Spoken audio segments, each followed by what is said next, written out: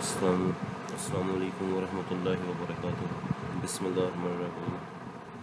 Dear students, today we are going to discuss lecture number 4. The topic which we are going to discuss, that is theories of leadership. This topic belongs to our course Educational Leadership and Management.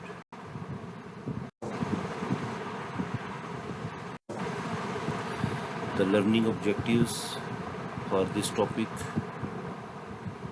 you will be able to understand different learning theories of leadership. Different theories are great man theory, trade theory, behavioral theory, contingency theory, and situational theory. First of all, we will discuss great man theory. What is great man's theory? According to this theory, leaders are born, not made. This emphasized that a person is born either or without the necessary trait of leadership. Early explanations of leadership studied the traits of leadership. Great man theories: Gandhi, Lincoln, Napoleon. According to this theory, believe that people were born with these traits and only the great people possessed them. If I go to the explanation of this great man theory, the great man theory is a 19th century idea according to which history can be largely explained by the impact of great men or heroes, highly influential and unique individuals who, due to their natural attributes or their natural characteristics or skills, such as superior intellect, heroic courage, or divine inspiration, these heroes have a decisive historical effect. This theory is primarily attributed to the Scottish philosopher named as Thomas Carlyle, who gave a series of lectures on heroism. This theory states that the history of what man has accomplished in this world is at bottom the history of the great men who have worked here. They were the leaders of men, these great ones, the modelers, the patrons, and in a wide sense creators of whatsoever the general mass of men contrived to do or to attain. All things that we see the standing accomplished in the world are properly the outer material result, the practical realization of thoughts that dwelt in the great men sent into the world, the soul of the world's history. It may justly be considered.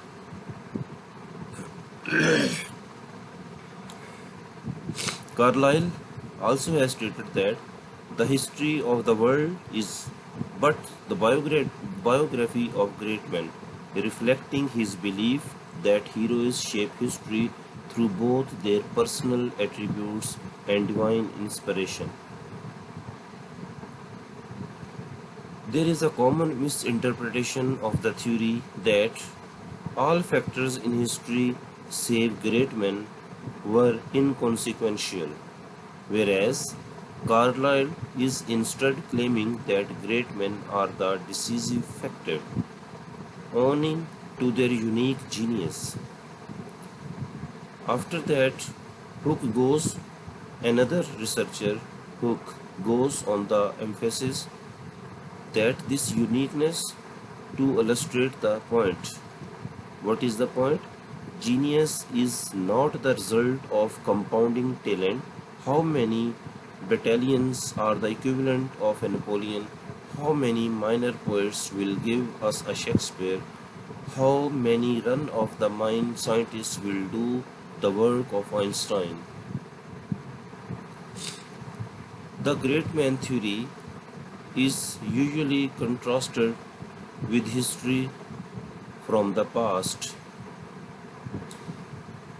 An overwhelming wave of smaller events caused certain developments to occur.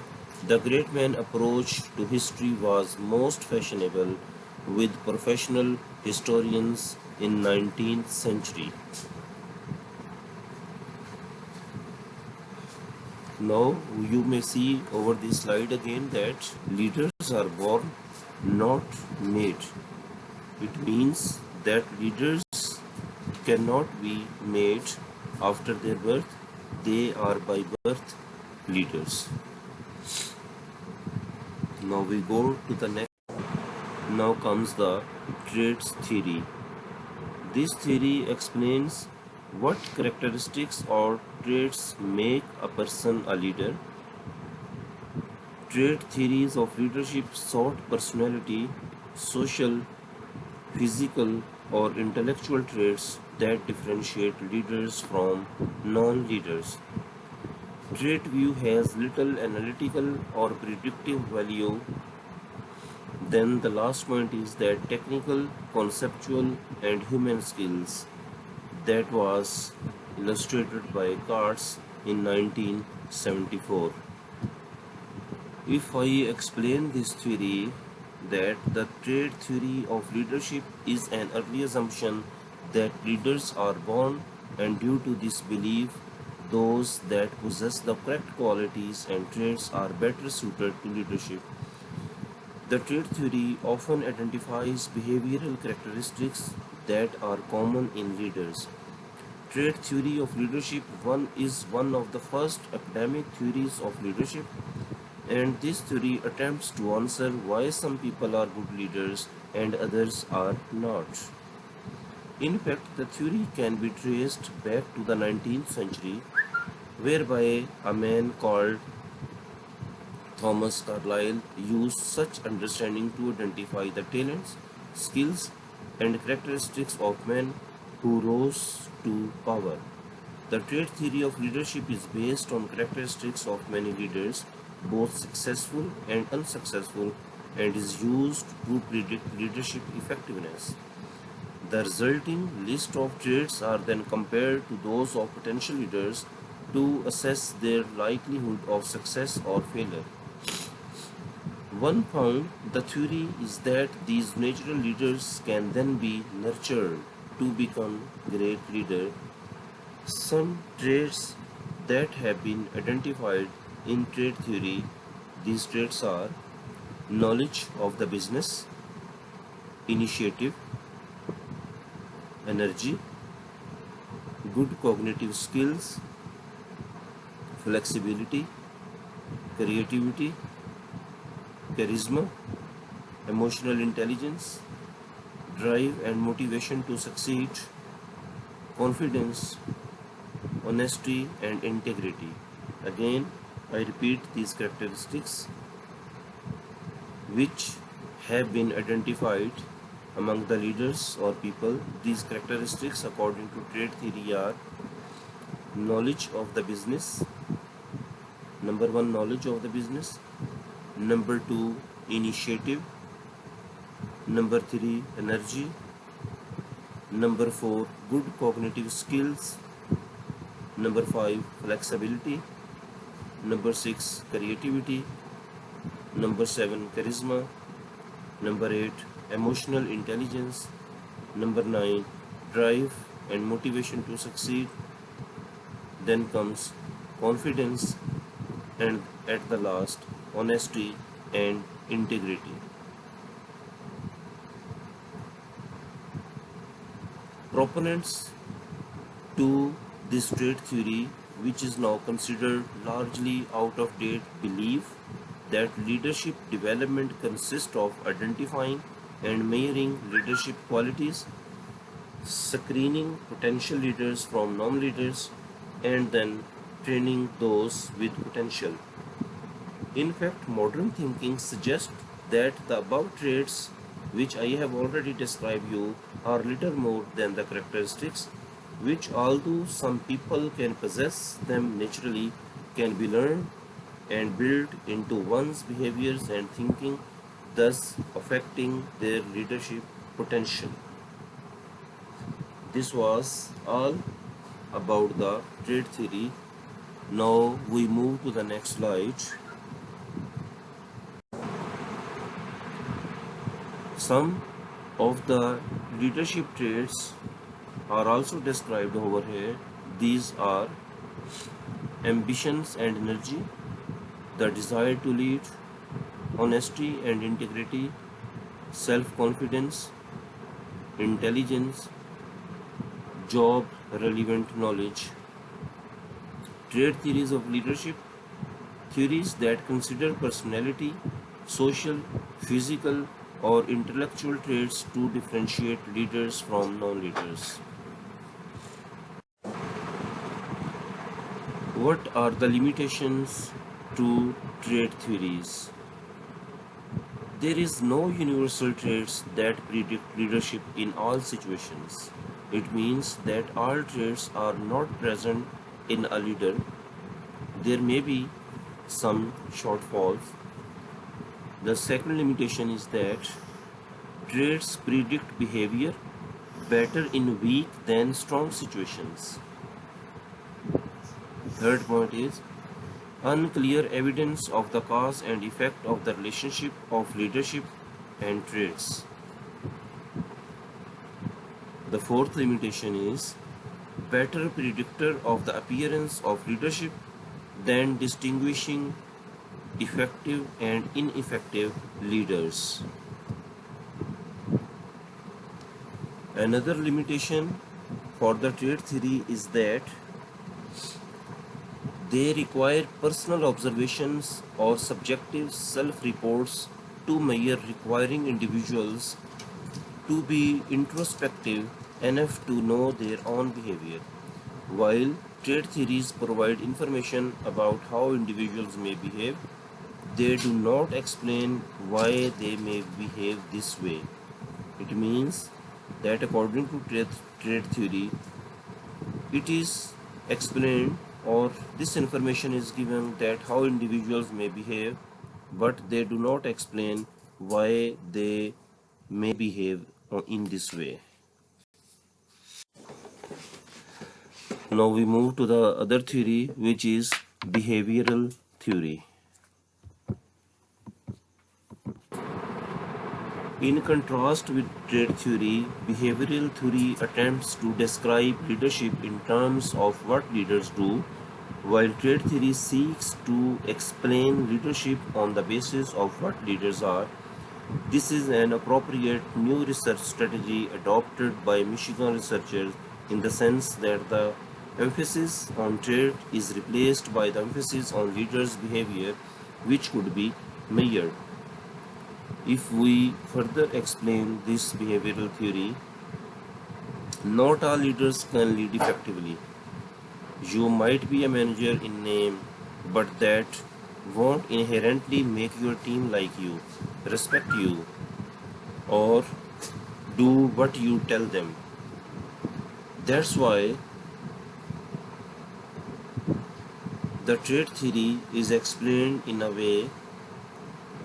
If we consider the phrase, great leaders are born, not made, this was the core of the original idea behind what made an effective leader.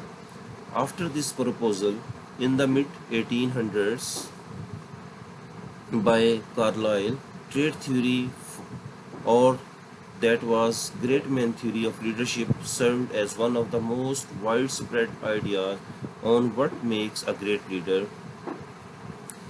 The trait theory was tested and studied. It was discovered measurably so that a few natural traits that differentiate leaders from the followers. But this new approach was needed. Enter the behavioral theory of leadership. This was new approach. The idea is simple. If there are few natural traits exclusive to effective leaders, perhaps leaders are not born, they are made.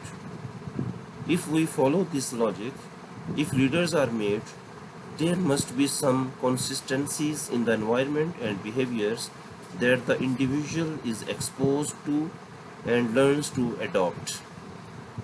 This means that anyone could become a great leader if they were taught the same behavior. According to behavioral theory, it is not inherent characteristic that make a good leader. A leader makes themselves effective by the way they act and they do.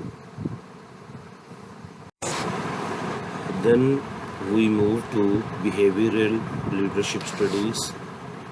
The Ohio State studies sought to identify independent dimensions of leader behavior.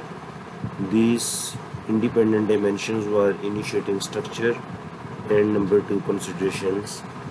The University of Michigan studies sought to identify the behavioral characteristics of leaders related to performance effectiveness. What were these characteristics? These were employee oriented and number two, production oriented.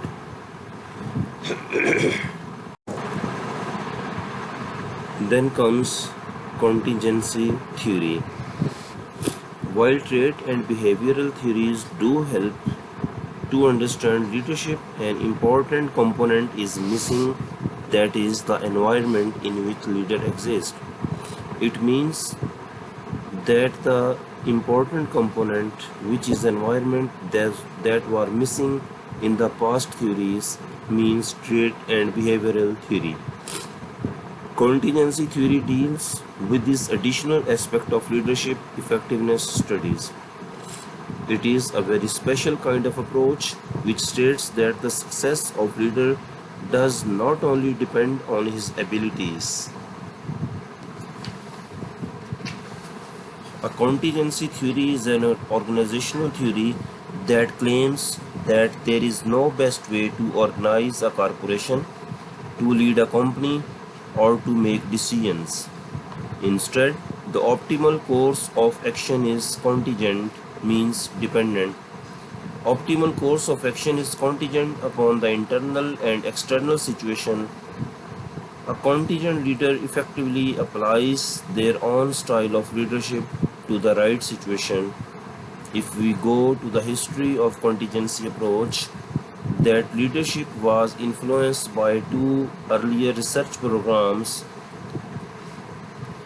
During 1950s, the researchers at Ohio State University administered extensive questionnaires measuring a range of possible leader behavior in various organizational contexts. Although multiple sets of leadership behaviors were originally identified based on the questionnaires or instruments, two types of behaviors were identified at that time. As I have already told you in the previous slides, these two type of effective behaviors were number one, consideration, and number two, initiating structure. What is consideration? The consideration leader behaviors that include building good rapport and interpersonal relationship and showing support and concern for subordinates, and initiating structure leaders behaviors that provide structure, for example role assignment, planning, scheduling to ensure task completion and goal attainment. At the same time, investigators from the University of Michigan Survey Research Center conducted interviews and distributed questionnaires in organizations and collected measures of group productivity to assess effective leadership behaviors. The suggestions that were provided at that time that previous theories had failed because they neglected the management style and organizational structure were influenced by various aspects of the environment. This is the main concern of the contingency theory, that the aspect of the environment, the contingency factor. There could not be one best way for leadership or organization. Historically, contingency theory has sought to formulate broad generalizations about the formal structure that are typically associated with or best fit the use of different technologies. The perspective originated with the work of John Woodward, who argued that technologies directly determine differences in such organizational attributes as a span of control, as centralization of authority, and formalization of rules and procedures. Now we the next slide. You can see over here that environment is directly affecting on organizations and organizational performance. There are some important contingency for companies that are listed below. These contingencies are technology, suppliers and distributors, consumer interest groups, customers and competitors, government and unions. These are the factors which are affecting. These are the environmental factors. Again, I repeat these factors. These are technology, suppliers and distributors, consumer interest groups, customers and competitors, government and unions. Then we move to the next slide. Then the next theory, that is situational theory. The situational theory of leadership suggests that no single leadership style is best. Instead, it all depends on the situations at hand and which type of leadership and strategies are best suited to the task. It means that trade theory or great man theory, these are not best. The best thing, that is the current situation of any organization or the current economical status. According to this theory, the most effective leaders are those that are able to adapt their styles to the situation and look at cues such as type of task, the nature of group, and other factors that might contribute to getting the job done. I explain the situational theory. Situational leadership theory or situational leadership model is a model. This model was created by Hersey and Blanchard, developed while working on the management of organizational behavior. This theory was first introduced in 1969 as life cycle theory of leadership. Then in 1970, life cycle theory of leadership was renamed and its new name was situational leadership theory. Situational leadership emerged as one of a related group of two-factor theories of leadership, many of which originated in researches. That these researches were conducted in Ohio State University. The two-factor theories hold that possibilities in leadership styles are composed of combination of two variables. These two variables are task behavior and relationship behavior. Various terms are used to describe these two concepts, such as initiating structure or direction for task behavior and consideration or socio-emotional support for relationship behavior. Related leadership models include Blake theory and some other theories. In 1970s and in early 1980s, Hersey and Blanchard both developed their own slightly divergent versions of the situational leadership theory. The situational leadership model and the situational leadership second model. The fundamental principle of situational leadership model is that there is no single best style of leadership. Now we come to the main point. What is the point of the theory? That is, there is no single best style of leadership. Effective leadership is task relevant And the most successful leaders are those who adapt their leadership styles to performance readiness. Performance readiness means ability and willingness to do any work. Again, I repeat that who adapt their leadership styles to the performance readiness of individual or group they are attempting to lead or influence. Effective leadership varies not only with the person or group that is being influenced, but it also depends on task, job, or function that needs to be accomplished. If we see the concept of leadership, situational leadership model, it consists of two fundamental concepts: leadership styles and the individual's or group's performance. Again, I repeat, the two fundamental concepts are leadership styles and the individual or group's performance readiness level. This is also referred to as maturity level or development level. You can see in this diagram, situational leadership varies according to circumstances. Circumstances means the situation of the organization or situation of the country or economical conditions, then the maturity of the leader and the knowledge and skills the leaders have at that time. Thank you very much for this presentation. I again repeat some of these. Today we have studied some theories of leadership. Now it is your assignment to search out these theories by your own and prepare the presentations and slides and assignments and submit to the concerned teachers. Thank you very much.